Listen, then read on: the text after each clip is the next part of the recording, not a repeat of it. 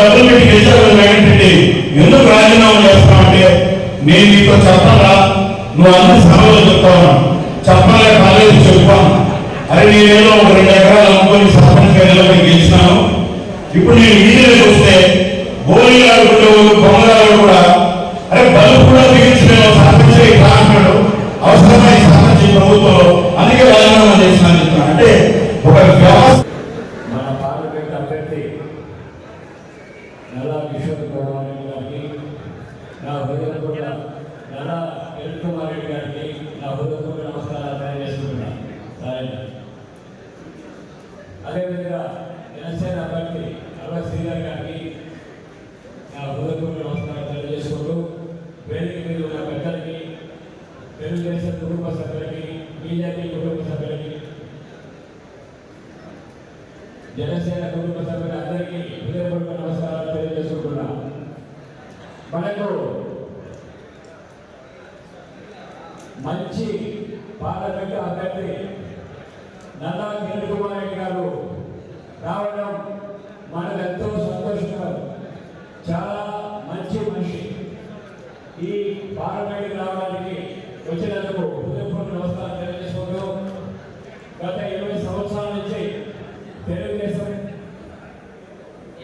YSR Congress party చేసిన అక్రమాలు మనకు అందరికీ తెలుసు. కాబట్టి మనము నల్లా కిరణ్ కుమార్ రెడ్డి గారిని అత్యధిక మెజార్టీతో గెలిపించవలసిందిగా కోరుకుంటూ, అల్వా శ్రీధర్ అత్యధిక మెజార్టీతో గెలిపించవలసిందిగా కోరుకుంటూ సెలవు తీసుకుంటున్నాను. ప్రధానమంత్రిగా ఉన్నారు. ఎవరైనా ఎక్కడైనా అవినీతి ఆరోపణ ఆయన పైన ఏదెత్తి చూపించారా? మీడియా వారికి కూడా ఎవరైనా పలానా వ్యక్తి మోడీ గారి పైన అవినీతి ఆరోపణ చూపించారా? లేదు. ఆయన దేశమే ముఖ్యం, దేశం కోసమే పని చేయాలి.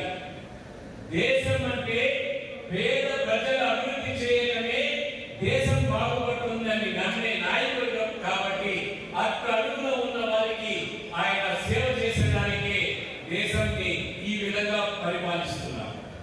10 సంవత్సరాలు అయింది ముఖ్యమంత్రి. ఎవరైనా మీడియా వల్లైనా ఈ రోజు మోడీ గారికి 10 సంవత్సరాలు సెలవు తీసుకున్నారని ఎవరైనా విన్నారా? శ్రమజీవి, కష్టం చేస్తున్నారు. పేద ప్రజలని అభివృద్ధి చేసేదానికి, ఈ దేశాన్ని అభివృద్ధి చేసేదానికి కష్టం చేస్తున్న వ్యక్తి శ్రీ నరేంద్ర మోడీ గారు. ఎందుకు ఇవన్నీ చెప్పాల్సి వస్తుందంటే ఈ 10 సంవత్సరాల్లో ఎప్పుడు కూడా సెలవు తీసుకోకన్నా శ్రమజీవి మాదిగా ఏదో ఒక్కరోజు పని పోకన్నా ఉంటే మనకు కూలిపోతుంది అని మనం ఏ విధంగా కింద వారు ఆలోచన చేస్తారో, దేశం కోసం ఒక్కరోజు కూడా 1 నిమిషం కూడా మనం వృధా చేయకూడదు, మేలు చేసేదానికి పని చేయాలని కంకణం కట్టుకొని ముందరపోతున్న మోడీ గారు. 10 సంవత్సరాల ముందర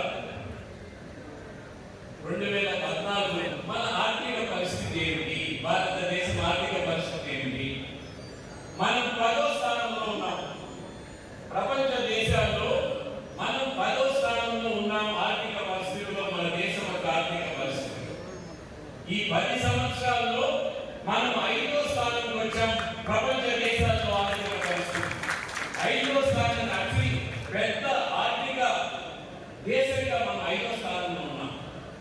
ఈసారి ప్రధానమంత్రి మీరు మోడీ గారిని ఎన్నుకుంటే 3వ స్థానానికి తెస్తానని మోడీ గారు గ్యారంటీ ఇవ్వడం. ప్రపంచ దేశాల్లో అతి బలమైన ఆర్థిక శక్తిగా చేసేదానికి మోడీ గారు కంకణం కట్టుకొని ముందుకు పోతున్నారు. ఆర్థిక శక్తి అంటే పేదవారు ఏ విధంగా అట్టడుగులో ఉన్న వారిని దరిద్ర రేఖ కంటే పైకి తెస్తున్నారో ఒక్కసారి తెలుసుకోవాల్సిన అవసరం ఖచ్చితంగా ఉన్నది. దగ్గర 25 కోట్ల మందిని దారిద్ర రేఖ కంటే ఈ 10 సంవత్సరాల్లో పైకి తీసుకొని వచ్చి పేదవారిని మిడిల్ క్లాస్ గా చేసిన ఘనత ఈ బీజేపీ ప్రభుత్వాన్ని, ఎన్డీఏ ప్రభుత్వాన్ని స్పష్టంగా తెలియజేస్తున్నాను.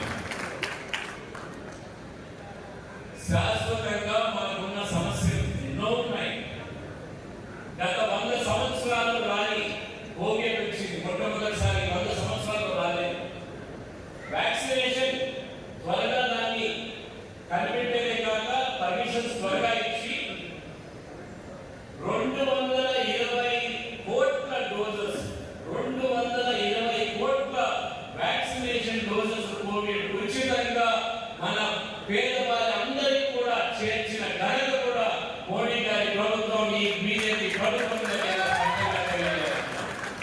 అదే కాదు ప్రపంచమంతా ఒక కుటుంబమని 100 దేశాలకు మనము వ్యాక్సినేషన్ పంపించడం జరిగింది 100 దేశాలకు పంపించింది భారతదేశం ఆ కాలంలో కూడా భారతదేశానికి ఈ ప్రభుత్వాన్ని అనేది స్పష్టంగా తెలియజేస్తున్నాం 4 కోట్ల ఇల్లు కట్టారు 4 కోట్ల పైన 4 కోట్ల 10 లక్షల ఇల్లు కట్టారు దేశమంతా ఇవే కాదు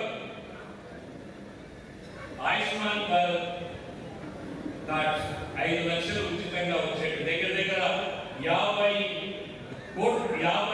కోట్ల ఆయుష్మాన్ భారత్ కార్డ్స్ ఉన్నాయి అంటే పేదవారికి హాస్పిటల్స్ కూడా 5 లక్షల వరకు వారికి ఇది వచ్చేది 50 కోట్ల Jan Dhan accounts bank accounts open చేశారు ఈ సంవత్సరంలో 50 కోట్ల జన్ధన్ అకౌంట్స్ ఫ్రీ గ్యాస్ ఒక 10 కోట్ల మందికి 10 కోట్ల 30 లక్షల అందుకని మా నినాదం ఎన్డీఏ నినాదం అబ్కి బార్ 400 బార్ అబ్కి బార్ 400 బార్ అంటే ఈసారి ఎలక్షన్ లో ఎన్డీఏకి 400 సీట్ల పైన పార్లమెంట్ సీట్లు మోడీకి ఇవ్వాలి అనేది కోరుకుంటున్నాం అదే విధంగా బీజేపీ 370 పైన గెలిచాలి అనే లక్ష్యం పెట్టుకొని పనిచేస్తున్నాం ఆ 370లో మనం ఉంటామా లేదా అనేది చూసుకోవాల్సిన అవసరం ఖచ్చితంగా మీ అందరి పైన ఉన్నదనేది స్పష్టంగా తెలియజేస్తున్నాను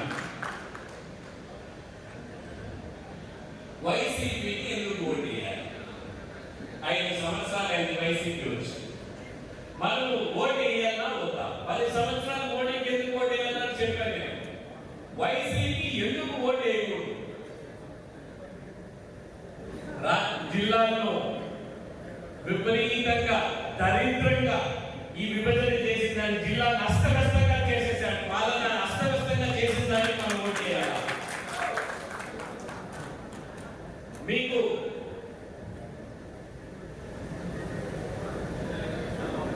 ఆర్థిక పరిస్థితిని కేవలం 90,000 కోట్లు